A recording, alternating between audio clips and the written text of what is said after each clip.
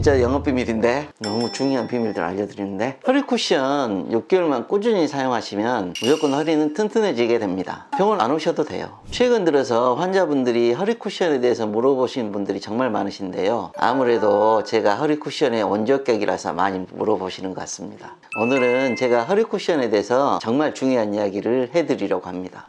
요즘 허리 쿠션이 완전히 핫하대요. 진짜 많은 사람들이 물어보시고 실제로 하신 분들이 정말 많으시고, 근데 실제 허리 쿠션의 원조가 저잖아요. 허리 쿠션의 역사를 보면 정말 신기한 게, 제가 허리 쿠션의 개념을 정립을 하고 발표를 하기 시작했던 데가 2010년대 초예요. 그때 당시에는 허리 쿠션이라는 게 없었어요. 무릎 밑에 넣는 쿠션이 전부였었고, 근데 허리 밑에다 쿠션을 넣는다고 개념을 정립해서 강의를 하니까 많은 의사분들이 굉장히 의외하고 의구심을 많이 가졌었어요. 그때 당시만 해도. 근데 10년이 지나니까 이렇게 완전히 핫해지네요. 그리고 실제로 척추 치료에 굉장히 도움이 많이 된다는 것들을 많은 분들이 알게 되시고, 학술적으로도 많이 정립이 되어 있고, 제가 처음에 발표를 했을 때 그 의구심들이 이제는 지금 싹 풀린 거죠.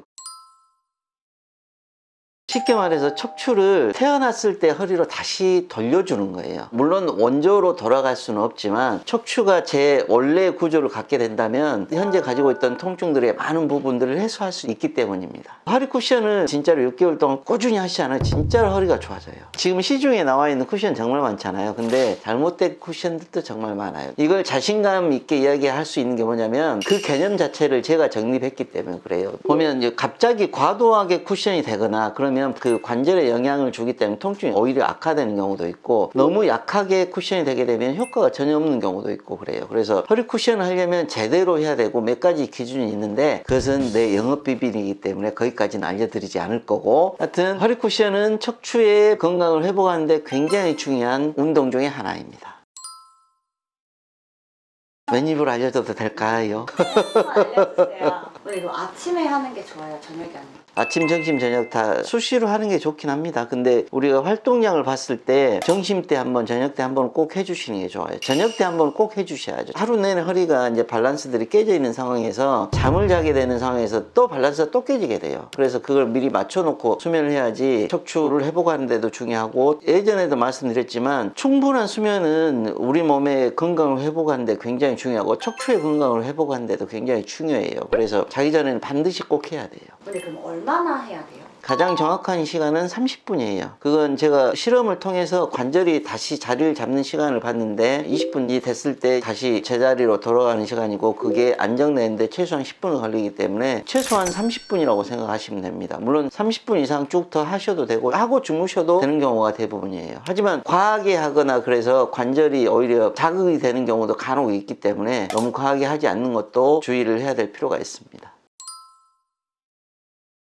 그거 아니에요. 그게 일반인들이 가장 오해하시는 것 중에 하나인데, 다시 한번 이걸 아주 간단하게 설명하면, 척추가 이렇게 빠져 있어요. 그래서 허리 쿠션의 기전은 이거라 그랬잖아요. 이거 맞춰주는 거. 근데 이렇게 빠져 있다가 이렇게 다시 들어갈 때 엄청 아파요. 그게 20분이라는 거예요. 그래서 쿠션을 하다가 엄청 아픈 시간은 대부분 15분에서 20분이에요. 그게 관절이 들어가는 시간이기 때문에 그걸 피하게 되면 효과가 없어지게 되는 거예요. 아파서 무서워서 안 했다고 하신 분들은 효과를 못 보게 되는 거예요. 그분들은 안 하는 거나 마찬가지예요. 실제 초기에는 맞춰지고 빠졌다가 그걸 여러 번 반복하면서 자리를 잡거든요. 그래서 허리 쿠션을 최소한 한 달, 두 달, 세 달 해야 되는 거예요.